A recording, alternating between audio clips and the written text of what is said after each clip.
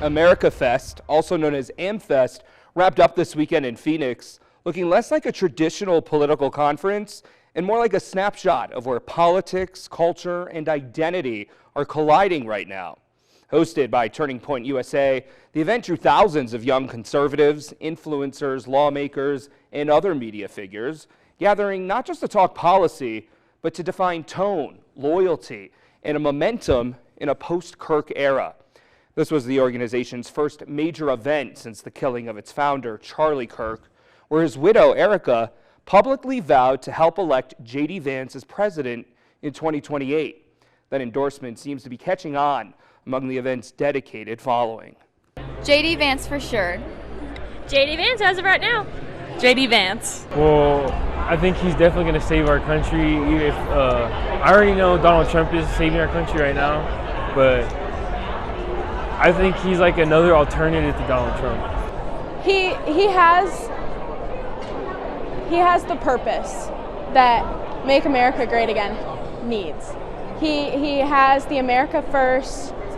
Every piece of that movement he embodies. One of the most talked about moments from the event didn't come from a politician, however. It came from a pop icon. Nicki Minaj turned heads with a surprise appearance, instantly shifting the energy in the room and across social media. Her presence underscored a growing reality in modern politics. Influence doesn't just come from speeches and policy platforms, but cultural reach. Minaj, one of the most followed and recognizable artists in the world, sparked backlash after calling J.D. Vance an assassin in front of the widow whose husband was assassinated in September. But MAGA supporters saw the moment as validation, proof the movement is breaking out of traditional political lanes. You know, I would say I'm even more of a Nicki fan now, for sure. She had always been like quiet on everything previously, so I think especially with media and with pop culture, you have to distance yourself from their opinions and to still be able to enjoy that. But I love her now, like for sure. Now, despite that young woman saying Nicki Minaj usually kept quiet about politics, that's not exactly true. In fact, back in 2015, Nicki Minaj told Billboard magazine Trump was, quote, childish.